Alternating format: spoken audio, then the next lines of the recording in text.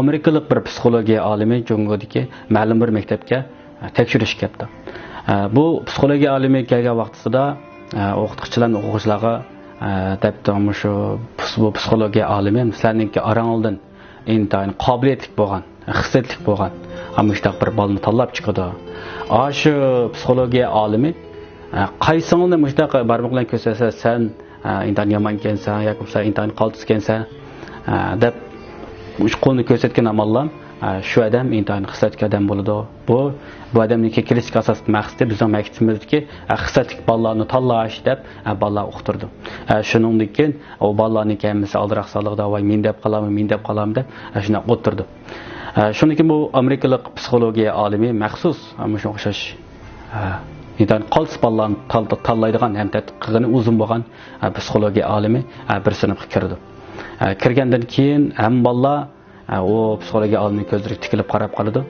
Shundan keyin psixologiya olimi barmoq bilan 4 nafar odamni sen deb 4 nafar odamni tanlab chiqib ketadi. Demak, buni anglagandan keyin bu bola intayin xo'shib ketdi. O'qituvchilar intayin hayron qoldi. Bu psixologiya olimi bizning sinfdagi bu 4 xislatlik o'quvchini qanday tanlagandi deb buni intayin hayron qoldi. Shundan keyin bu bola uyga borgandan keyin dada ana meni ham shu intayin bir xislatlik bola ekanman, intayin aqlli bola ekanman degandan keyin ota-onasi bu bolani kachat qishkini qo'yibsan, yana yolg'on gapni qilib keldingmi deb bu bolani jazolaykan.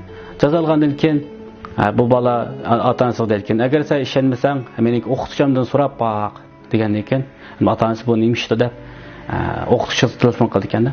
Telefon qilib zodi qanday qish u bola mushnaq deydi degandan keyin rost bu bizlar emas, balki butun dunyoga dangliq psixologiya olimi shu sizningki bolangizni intayin xislatli bola ekan, intayin yomon bola ekan deb mushtaq tanlab ketdi degandan keyin bu ota-onasi shundoq ichilib, shundoq xo'shlab, yiliqi bolasi bo'lgan pozitsiyasi biroqlam o'zgarib bolasini maqtab shundoq qilib ketgan.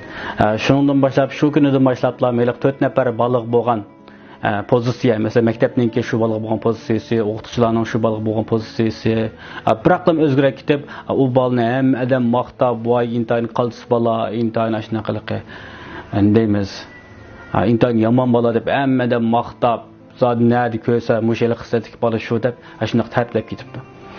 Shundan keyin bir yil o'tgandan keyin haliqi amerikalik psixologiya olimi shu maktabga kelib, men haliqi tanlagan xislatlik 4 bolaninki o'rganish natijasi qanaqroq degandan keyin, voy uni bir dema, uniki hozir butun maktab bo'yicha 4 birinchilab menga biz hozirgacha shu maktab o'qitish jarayonida biz bu qanday tanlash huquqini qilib ekanmiz. Sen shu o'quvchi bolalarni, xislatli bolalarni tanlashniki bir maxfiyatini deb basang degandan keyin bo'ladi men deb biray deb psixologiya olimi kelib ketganda men faqat barmoqimni qalaymi 4 odamga shiltib qo'ydim deb javob berdi ekan.